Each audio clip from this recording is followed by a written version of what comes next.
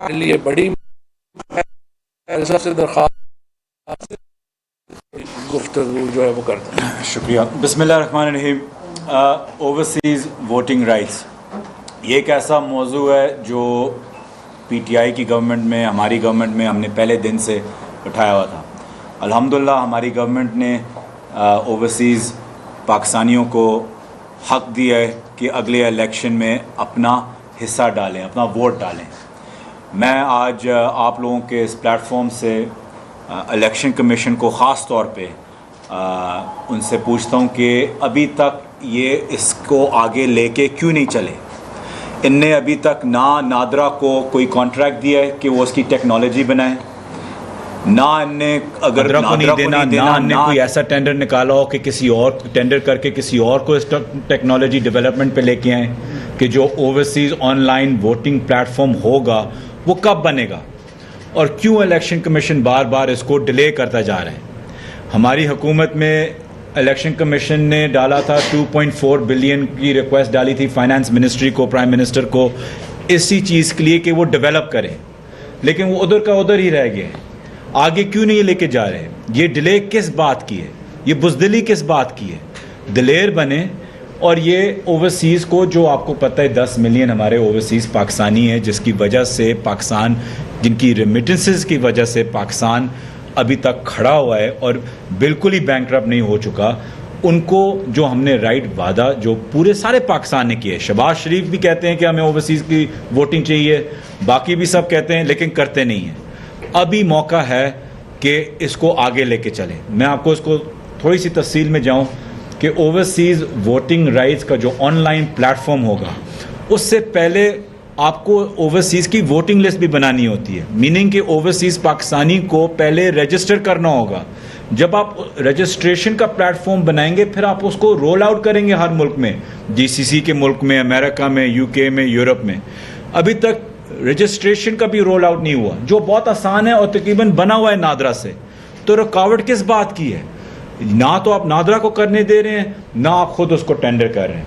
मैं हुकूमत को, इलेक्शन कमीशन को माज़रत के साथ कहता हूं कि दोनों एक ही हैं, लेकिन मैं ख़ास तौर पे कोर्ट्स को ये रिक्वेस्ट करता हूं कि इसको टाइम बाउंड करें। इलेक्शन कमीशन को टाइम बाउंड करें कि इसका पहला फेज़ रोल आउट का कोई टाइम दे, इसका टेंडरिंग का, या तो वो नादरा को दे या किसी दुनिया की बेस्ट कोई कंपनी हो जो इसकी टेक्नोलॉजी बनाए। ये कोई इतना मुश्किल काम नहीं है। टेक्नोलॉजी में सबसे आसान चीज़ होती है लीप फ्रॉग, मतलब है कि जो भी बेस्ट टेक्नोलॉजी होती है दुनिया में, आप उसको अडेप्ट कर लेते हैं अपने मुताबिक, तो उसमें कोई देर नहीं लगती। जब पुराने आपके टीवी के सेट्स होते थे, आप जाके उससे एक आध पतला नहीं लेते, आप स्टोर में जाके सबसे पतला वाला ले लेते हैं अभी, क्योंकि टेक्नोलॉजी है। तो आपसे भी ये दरख्वास्त है कि जो भी टेक्नोलॉजी बेस्ट हो, नादरा एक इंटरनेशनली रिनाउंड इंस्टीट्यूशन है, ऑर्गेनाइजेशन है, अपनी है, उसको इस्तेमाल करें। या अगर आपको उसमें कोई मसला है तो टेंडर कर दें टॉप 3 जो दुनिया की बेस्ट कंपनीज है टेक्नोलॉजी की, और शुरू करें ओवरसीज़ वोटिंग के हम अगले इलेक्शन के लिए तैयार हों ओवरसीज़ के लिए। ये मैं समझता हूँ कि इलेक्शन कमीशन से, हुकूमत से भी एक साजिश है कि वो हाँ करते रहेंगे, ओवरसीज़ पाकिस्तानियों को कहते रहेंगे कि हम आपकी बड़ी कदर करते हैं, लेकिन बुज़दिली का इज़हार करेंगे और उनको वोट का हक़ नहीं देंगे, उनको वोट का राइट नहीं देंगे, इसी एक्सक्यूज़ के नीचे कि टाइम नहीं था और हम टेक्नोलॉजी सही नहीं बना सके। ये कोई एक्सक्यूज़ नहीं है, टेक्नोलॉजी बन सकती है। आप दुनिया की बेस्ट टीम्स लेके आएँ और इससे आगे चलें, टेंडर करें या नादरा को कॉन्ट्रैक्ट दें। नादरा पूछ के कि कॉन्ट्रैक्ट हमें क्यों नहीं मिला, लेटर ऑफिशियल्स लिखे हैं कि लेटर हमें क्यों नहीं कॉन्ट्रैक्ट अवार्ड हुआ। किस बात की डिले है इसमें? इलेक्शन कमीशन खाली आके क्लैरिफाई करे कि इसमें किस बात की डिले है कि ओवरसीज़ पाकिस्तानी को अपना वोटिंग का हक नहीं मिल रहा। किसका? 63 हाँ। और फ्लोर क्रॉसिंग पे पंजाब की गवर्नमेंट बन गई, हमजा शहबाज को वोट मिल गए। अगर आप फैसला जो है वो इनको डिसीड करने का होता है, इलेक्शन कमीशन करता है, ये सुप्रीम कोर्ट करता है, तो इनके पास अथॉरिटी नहीं होगी, ये अक्सरियत नहीं होगी, ये वज़ीर आला कैसे हल ले सकते हैं? इस हवाले से आप कोर्ट जाने का इरादा रखते हैं? एक तो हमने आज का जो फैसला है उसके खिलाफ ICA फाइल कर दी है, और ये मेरा ख्याल कल जो है वो लगी होगी, क्योंकि हम समझते हैं कि जो चीफ जस्टिस साहब हैं या जो जज हैं वो गवर्नर को या सदर को हुक्म नहीं दे सकते कि वो एक कॉन्स्टिट्यूशनल फंक्शन, देखिए इस वक्त 2 आ रहा है। जो गवर्नर साहब हैं उन्होंने प्रेसिडेंट को कहा है कि जो इलेक्शन है वो सही नहीं हुआ, और उसमें उन्होंने बड़ी वाज़ेह एविडेंस दी है कि इलेक्शन क्यों नहीं सही हुआ, लोगों को रोका गया, वोट नहीं डालने दिए गए, वहाँ पे किस तरीके से अंदर बदमाशी हुई और वो सारा। अब वो गवर्नर कह रहा है कि मैं रूल 130 के तहत मुतमईन नहीं हूँ हलफ लेने के लिए, और उन्होंने सदर साहब से पूछा है। अब असूलन जो है वो लॉ मिनिस्ट्री ने और सदर साहब ने आपस में तय करना है कि ये इलेक्शन कानूनी है या नहीं कानूनी, और उसके बाद उन्हें आगे चलना है। इसी तरीके से जो आपने पॉइंट दिया है, अगर ये हुकूमत, क्या हुकूमत होगी कि ये हुकूमत जो ही बनेगी विद इन 30 डेज़ आपने एतमाद का वोट लेना है। एतमाद के वोट के लिए आपको 186 बंदा चाहिए, आपके पास होगा नहीं। सो ये पंजाब असम्बली जो है ये सस्टेन नहीं करेगी, इसके ऊपर बिल्कुल इस वक्त एक फजूल ये जोर लगा रहे हैं। ये जो मरकजी हुकूमत है एक वोट की बुनियाद के ऊपर कायम है। 174 वोट थे, इकबाल मोहम्मद अली फौत हो गया, एक वोट बस बन रही है, डिफेक्शन क्लास आ जाती है, एक वोट की उनकी बढ़ती है। आप बताएं आपके इस्तीफे जो हैं वो क्या मैटर करेंगे? अगर आप इस्तीफे ना दिए हो तो आपको नहीं देखें, जब तक सदर ममलिकत जो है वो खुद एतमाद का वोट लेने का कह सकते हैं वज़ीर आज़म को, ये सदर का इख्तियार है। सो 172 बंदे हर वक्त वज़ीर आज़म के पास होने चाहिए अगर वो हुकूमत करना चाहते हैं। सो इनके 4-5 लोग भी अगर बाहर हों और पीछे से एतमाद का वोट लेना पड़ जाए तो ये नहीं ले सकेंगे। तो इसलिए ये हुकूमत बड़ी फ्रेजाइल है, और इसीलिए मैंने अर्ज़ किया है कि हमें इलेक्शंस की तरफ ही बढ़ना है। अब सिर्फ फैसला ये करना है कि ज़्यादा नुकसान करा के बढ़ना है या कम नुकसान करा। ये बताइएगा कि आप डेली आपकी हर वीकली कैबिनेट होती थी और उसमें ईवीएम और में जिक्र कर रहे थे, वो डिस्कस होता था। एक तो सर ये मेंशन करते हैं वो लास्ट स्टेज कौन सी थी जिस पर आप इस सारे प्रोसेस को छोड़कर गए, जिसको कंटिन्यू होना चाहिए? एक तो सर ये, दूसरा सर ये भी बता दीजिएगा कि शहबाज शरीफ साहब ने आज कल किसी इंटरव्यू में ये कहा कि वो पीटीआई के साथ पार्लियामेंट के अंदर बैठकर बात करना चाहते हैं दोबारा से इंतखाबी इस्लाहात पर, जिससे आप उनके साथ बात करना चाहते थे। इस पर भी तक देखिए, इंतखाबी इस्लाहात के ऊपर बातचीत तो ज़रूर होनी चाहिए, क्योंकि देखिए इमरान खान जो है वो पाकिस्तान में, जिस तरह मैंने पहले अर्ज़ किया कि अगर इस वक्त पाकिस्तान की सियासत जो किसी वक्त भुट्टो और एंटी भुट्टो थी, अब इमरान खान और एंटी इमरान खान है। सो ये जो 2 मामलात हैं, इंतखाबी इस्लाहात हैं और इंतखाबात हैं, इसके ऊपर आगे बढ़ने की ज़रूरत है, और आगे बढ़ने के लिए हर कदम जो है वो हम, यही मैंने अर्ज़ किया है, हुकूमत ने फैसला ये करना है कि ज़्यादा नुकसान करा के इलेक्शन कराने हैं या कम नुकसान करा के इलेक्शन कराने हैं। साहब ये बताइएगा कि आइन के तहत जो इंजमामशुदा इलाका है हाँ, उसकी नशिस्तें कम होनी है, जब तक हल्का बनियां नहीं होंगी, कम नहीं होंगी, तो इलेक्शन कैसे मुमकिन है? आप एक लॉयर भी हैं, और सेकंड इलेक्शन कमीशन की जानब से गुज़श्ता रोज ये वाज़ेह कर दिया गया है कि वो दिसंबर तक कम से कम इलेक्शन नहीं करा सकते। लेकिन अगर उनकी तरफ से वाज़ेह कर दिया गया है तो फिर इस इलेक्शन कमीशन को घर भेज देना चाहिए, क्योंकि आइन के आर्टिकल 225 के मुताबिक इलेक्शन में तो हर सूरत में उन्होंने तैयार होना है 3 महीने के अंदर इलेक्शन कराने के लिए।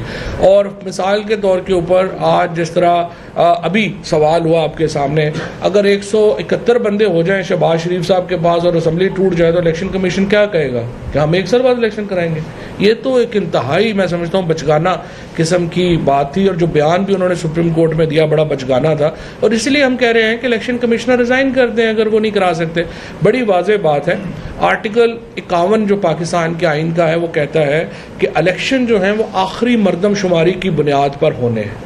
अगर इस ज़मन में फिर इन्होंने जब जो पिछला था उसमें जो तरमीम आई थी, आपको मालूम है मर्जर की, उसमें ये होता ये है कि सबसे पहले आपने तय कर लिया कि हमारी टोटल जो डायरेक्टली इलेक्टेड नशिस्तें हैं वो 266 हैं, उसके बाद आपने सूबों को दे दी। अब खैबर पख्तूनख्वा की जो नशिस्तें हैं उनमें 6 सीटों की कमी आनी है। इसकी वजह यह है कि वहाँ पे 12 से 6 हो जाए, बाकी तीनों सूबों में तो इफेक्ट ही नहीं होना। और जो आपने डीलिमिटेशन करनी है वो सिर्फ 6 ज़िलों में करनी है, बाकी तो किसी जगह के ऊपर आपने करनी नहीं है। और वो भी सिर्फ डीलिमिटेशन ये होनी है कि पहले वो 3 लाख की आबादी के ऊपर एक MNA है, अब 6 लाख की आबादी पे MNA होना है, जैसे पूरे पाकिस्तान में।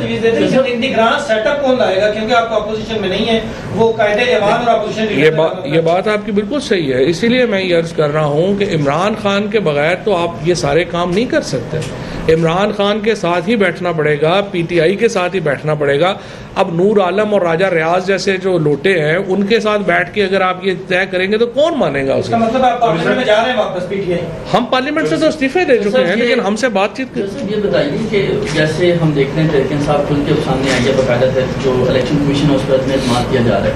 इन केस जो मुतालबात हैं वो पूरे हो जाते हैं, इलेक्शंस जो टाइम दिए जा रहे हैं उसमें हो जाते हैं, क्या दोबारा से मुमकिन है कि दोबारा से जो इंतखाबात के रिजल्ट आते हैं उन पर इस्तेमाल नहीं किया जाएगा, कहा जाएगा कि धांधली? देखिए जी, पाकिस्तान में एक इलेक्टोरल रिफॉर्म्स, इसीलिए तो हम कह रहे थे। इमरान खान ने पहले क्या बात कही थी, स्पीकर ने क्या बात कही थी कि आप आइए बैठे इलेक्टोरल रिफॉर्म्स कराएं। जब इलेक्टोरल रिफॉर्म्स हो जाते हैं तो फिर कोई पार्टी इस पोजीशन में नहीं है कि उसको चैलेंज करे। सो सही, साफ और शफाफ इंतखाबात ही पाकिस्तान के मसाइल का हल। ये बताइएगा कि अगर ओवरसीज का जो वोट बैंक है उसको चैनलाइज नहीं करता इलेक्शन कमीशन, आप अदालत से रजू रखने का इरादा रखते हैं? बिल्कुल, अभी भी अदालत में कुछ 4 केसेस एक सलमान साहब ने उनने भी किए हुए हैं कि सिंध में भी, पंजाब में भी, तो हम भी बतौर पार्टी भी कोर्ट्स का रजू करेंगे। इलेक्शन की बात कर रहे हैं, एक मिनट जावेद, गवर्नमेंट की तरफ से ये बार बार कहा गया और कल बिलावल भुट्टो जरदारी ने भी मशवरा किया कि पीटीआई वापस से संधियों में आए और आके डट के अपोजिशन करे। और इंतखाबी इस्लाहात की जो बात की जा रही है, तो क्या पॉलिसी है आपकी कि बैठेंगे, साथ बैठ के इस्लाहात करेंगे? देखें, हमारे इस्तीफे तो पहले ही मंजूर हो चुके हैं और आईनी पोजीशन इस वक्त ये है कि असम्बली के 130 मेंबरान असम्बली में मौजूद नहीं हैं और उनके आपने ज़मीनी इलेक्शंस करवाने हैं। लेकिन जो पॉलिटिक्स है उसमें डायलॉग की जगह तो हमेशा होती है। आप ज़रूरी तो नहीं कि मेंबर हों, जिस तरह मैंने कहा आपने सही सियासी कुव्वत से बात करनी है और सही सियासी कुव्वत मुल्क में पीटीआई। इलेक्शन की बात की है, अगले अगर इलेक्शन अनाउंस होते हैं तो पाकिस्तान तहरीक-ए-इंसाफ सोलो फ्लाइट करेगी या वो भी इत्तेहाद में कही जाएगी? चूंकि अभी काबलिग भी आती है आपके साथ है, बाप भी आपके साथ है, जीडीए भी आपके साथ है, तो क्या स्ट्रेटजी होगी? सोलो जाएंगे या इत्तेहाद होगा? नहीं, देखें अभी तो बड़ी जल्दी है, अभी तो आगे इंशाल्लाह बढ़ने तो दें, इलेक्शन आने तो दें। और सही है, इस वक्त हमें जो इस वक्त मकबूलियत का